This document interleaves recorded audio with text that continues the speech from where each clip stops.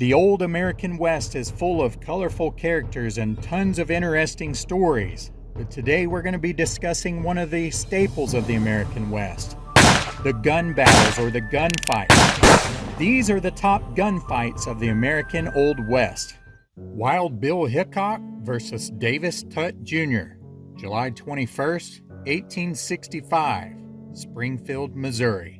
The Lion House in Springfield, Missouri was the site of the most famous and one of the few prearranged quick-draw duels in the Old West. It started out as a heated drunken card table quarrel. Some say that it was a dispute over a watch that led gambler Dave Tutt into this fatal mismatch with Wild Bill Hickok. Others say it was over a prostitute. Either way, the short, decisive two-shot battle in the town square the following July evening at 6 p.m. would turn Hickok into a legend. It turned Tutt into a body lying face down on the road. The two men were about 75 yards apart from each other with cap and ball revolvers when Hickok said, "Dave, don't come any closer." Most certainly a difficult shot with any Civil War era piece. Tutt snapped off the first shot and missed. Hickok took a split second longer, steadied his gun with his left hand, carefully aimed, and hit Tutt in the chest. And just like that, it ended. The fast draw duels were extremely rare in the Old West, but this one had a major influence on Hollywood, where they've been a staple in many Western films. One difference, though, is how Hickok proved that accuracy always takes precedence over speed alone.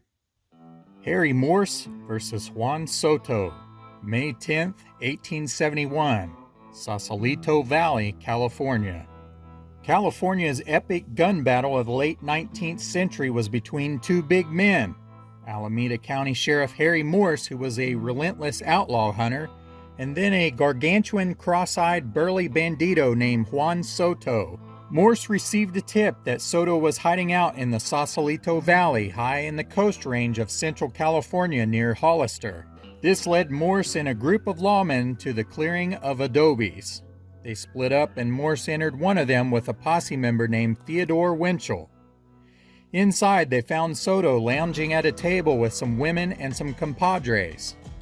Morse then drew his Smith & Wesson, and a spectacular gunfight for the ages ensued, complete with pistols and rifles at close range. But Soto didn't budge at all. He just sat there menacingly. Morse ordered Winchell to cuff the heavy outlaw. Winchell responded by losing his nerve and quickly fleeing out the door in terror, leaving Morse short-handed. Two of Soto's thugs grabbed the sheriff while Soto rose to his feet and struggled to draw his pistols. Somehow Morse managed to exit the adobe without being shot by Soto, who pursued him with his pistol in hand. Outside, Morse miraculously dodged several shots from Soto, who was now armed with 3 5-shooters. The dramatic battle had Morse's men believing that their partner was hit. Ultimately, Morse would prevail with a 100-plus yard shot to Solo's head, killing him. This cemented Morse's reputation as the best-known peace officer and manhunter on the Pacific Coast. Newton General Massacre, August 20th, 1871, Newton, Kansas. Newton, Kansas, located about 25 miles north of Wichita, logged its wildest year in 1871 in its short existence as the end-of-the-track railhead on the Chisholm Trail and the unfriendliest gathering of cowboys and railhead workers in the West. On August 11th, a hot-headed railroad foreman and part-time lawman, Mike McCluskey, got into it with a hard-drinking Lone Star gambler known as William Bailey over some election results. The fist fight between the two men in the Red Front Saloon turned into a gunfight outside. McCluskey shot first, killing Bailey and fleeing town. Bailey's horde of Texas cowboys promised revenge on McCluskey if he ever returned. About an hour after midnight on August 20th, McCluskey returned. Bailey's Avengers, led by a cowboy named Hugh Anderson, found the man at the table in Perry Tuttle's dance hall. "You are a cowardly son of a bitch," Anderson told McCluskey, "and I will blow the top of your head off." Anderson fired low, hitting McCluskey in the neck. Down went McCluskey, furiously firing slugs. Several more cowboys then opened fire, along with a young friend of McCluskey's named Jim Riley, who emptied his barrel into the smoky scene. It was the ultimate saloon fight, and the place exploded with crossfire. All the black powder emitted clouds of white smoke that filled the saloon, making the visibility difficult. The final toll when the smoke and utter chaos had cleared was 5 dead and 6 wounded. Mike McCluskey would live until the following morning, claiming just before his death that his real name was Arthur Delaney. Northfield Bank Raid, September 7th, 1876, Northfield, Minnesota. This day became the second worst day of Jesse James's life. About 2 in the afternoon, the legendary outlaw rode into the little town south of Minneapolis called Northfield. He was accompanied by his gang, which consisted of his brother Frank, the younger brothers, and a couple other sturdy outlaws. They intended it to be an easy, off-the-radar money grab at the First National Bank. Instead, a martyred bank clerk refused to open the safe. The alarm was raised, and the mobilized townsfolk brought the fight to the James Younger gang in a devastating shootout which wiped out much of the gang. The citizens had no idea who these guys were, but it would come out later and shock them. This gunfight stands out because it was everyday citizens who took on the most notorious, feared, and accomplished gang of outlaws to ever ride in the Old West, and they defeated them. Jesse and Frank James narrowly escaped this one, but the loss of the Youngers led to the Outlaws' association with the Ford brothers. This would ultimately lead to the worst and last day of Jesse's violent life. There is little doubt that there is a direct correlation between Northfield and the end of Jesse James. Luke Short versus Longhair Jim Courtright, February 8, 1881, Fort Worth, Texas. This clash between 2 gunfighters was sparked by a fairly mundane dispute over gambling hall kickbacks. Luke Short was a dapper gambler and saloon keeper who had once dealt for the house at the Oriental Saloon in Tombstone. He recently sold his stake in Fort Worth's Elephant Saloon. Timothy Isaiah Longhair Jim Courtright was an ex-Fort Worth marshal who was back in Cowtown running a detective agency that was little more than an extortion operation. When Courtright approached Short about protection money for the White Elephant, Short told him where to go. The townsfolk then started talking about something brewing between the 2 men, and it was the beginning of a classic gunfight scene straight out of the movies.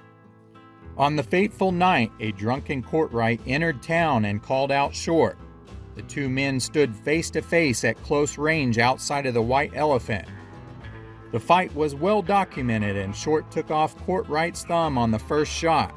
Unable to cock his pistol, Courtright tried to switch hands too late. Short had already shot him 2 times in the chest. But the duel's aftermath wasn't short on irony. The building Courtright fell against when he died was the target practice spot called the shooting gallery. The 2 men are buried just a few feet apart in Fort Worth's Oakwood Cemetery. El Paso Gunfight, April 14, 1881, El Paso, Texas. One of the most famous instant bloodbaths of the era was dubbed as the 4 dead and 5 seconds gunfight. This was triggered by murders in El Paso, Texas of 2 young vaqueros who had been tracking a herd of stolen Mexican cattle. A large, angry Mexican posse was seeking an investigation, and a search would lead to the bodies of the missing farmhands at the ranch of Johnny Hill, a well-known cattle thief. This led to an inquest, with the El Paso constable, Gus Crimcow, serving as a Spanish interpreter. Later on at a saloon, it also led to some heated words between Crimcow and Hill's friend George Campbell, who was an ex-city marshal who suddenly grabbed one of Campbell's pistols and fatally shot Crimcow from a few feet away. Dallas Studemeyer, who was El Paso's new marshal, heard the ruckus from a nearby restaurant and joined the fray with his Colt .45s raised. Studemeyer's first shots missed Hale, killing a Mexican bystander. His next fatal shot hit Hale square in the head. Studemeyer then turned his pistol on Campbell, who had exited the saloon claiming it wasn't his fight and pumping 3 bullets into his stomach. 4 dead in 5 seconds or so, and it was Studemeyer's first week on the job. Gunfight at the O.K.Corral, October 26, 1881, Tombstone, Arizona Territory. Fate was definitely on the side of the law on October 26, 1881. Virgil and Morgan Earp, along with their brother Wyatt and friend Doc Holliday, gunned down the Clanton and McGlory brothers in the back lot behind the O.K.Corral during a brief and pitiless encounter. When all was said and done in about 30 seconds, 3 cowboy ruffians lay dead, while Virgil, Morgan, and Holliday were wounded to varying degrees. The only one unscathed was Wyatt Earp. It has long been debated over who was right and who was wrong, and who shot first. Regardless, Sheriff John Behan of Cochise County witnessed the shootout and charged the Earps and Holliday with murder. A month later, a judge cleared them of any wrongdoing. The famous shootout has been immortalized in many stories, books, and movies in Hollywood. It's almost as much American folklore as George Washington and the cherry tree. Wyatt outlived his peers and was eager to have the 20th century audience that would redeem his story and boost him to have his own reputation as the premier gunfighter in the American West. Nevertheless, he has forever sealed his place in the Old West. Frisco Shootout, December 1st, 1884. Frisco, now called Reserve, in New Mexico. A bold 19-year-old New Mexican named El Fuego Baca armed himself with a pair of 6-shooters and a phony kid's badge. He then took it upon himself to arrest a drunken cowboy named Charlie McCarty, who was busy shooting at the feet of Mexican citizens in the small town of Frisco to make them dance. Next, McCarty's foreman, joined by a gang of buddies, demanded McCarty's release. Baca gave them 3 seconds to leave and then began firing, killing the foreman and leading to a mob of cowboy men to return the next morning. Baca took cover in a tiny hut hunkering in the recessed dirt floor half below the ground. He got off some shots while weathering an assault that allegedly sprayed the hut with 4,000 bullets. 367 alone were in the door. The day's siege turned into night, and then to day once again. When it was over, 4 cowboy assailants would be dead, and Baca was very much alive, cooking breakfast in the back. Or so the story goes. The siege finally ended with Baca's negotiated surrender under sheriff supervision. He faced a couple of murder trials, got 2 acquittals, and went on to a long, prosperous life as an attorney, school superintendent, and a politician. KC Ranch Standoff, April 8, 1892, Johnson County, Wyoming. The remote KC Ranch was the site of a valiant standoff between a local homesteader, Nate Champion, and a large band of hired gunmen. The Battle of Wyoming's Johnson County War was a messy, highly symbolic engagement between small farmers and wealthy ranchers. It would ultimately involve the U.S. cavalry intervention at the main TA Ranch siege site under the town of Buffalo. There were many fatalities in the Johnson County War, and most all were ambushes and outright assassinations. However, Nate Champion, who was high up on the cattle baron's rustler hit list, managed to hold off 50 or so invaders for an entire day while cornered in the tiny cabin with a dying friend, a pistol, and a rifle. During a frigid night, a group of hired guns and a ranch foreman for the powerful Wyoming Stock Growers Association had surrounded Champion's cabin. They captured 2 innocent trappers on the property and picked off Champion's partner, Nick Ray, who had ventured outside the following morning to look for them. Champion dragged the fatally shot Ray back inside the cabin and held off the murderous siege for hours while nursing his dying friend. At the same time, he jotted notes in a later retrieved diary. He also enabled enough time for the alarm and a counterattack posse to be raised in Buffalo. The invaders already knew they had to give Champion a little room. He had already been attacked by half a dozen stock detectives out to get him the previous November. He single-handedly fended them off with 1 gun when they busted into his cabin. That was how his legend began, and KC was how it ended. They had set the cabin on fire, and it forced him to escape later that afternoon. Champion bolted for a nearby ravine and ran straight into mortal enemy fire. The cabin is long gone now, but the town of KC remains a testament to the Wyoming's most famous holdout. Champion became known as the bravest man in Johnson County. The Dalton Raid, October 5, 1892, Coffeyville, Kansas. The Dalton gang had been so successful in their outlaw ways that they decided to do something that no other gang had done before: rob 2 banks at the same time during the daylight. However, it wasn't fully thought out. The Dalton gang had picked a town that the Daltons were known in, and they had horrible fake beard disguises. They hitched their horses up way too far away from the banks due to construction on the road in front of them. The quick-thinking banker in one bank told the gang that the safe was on a timer and it wouldn't open for 10 more minutes. This was a complete lie. It did allow the townsfolk to gather weapons and ammo at the local hardware store so they could fight back. And that's exactly what they did. The gun battle lasted for 12 minutes and bullets were flying everywhere. When it was over, 4 Dalton gang members were dead and 1 was severely injured with 23 gunshot wounds.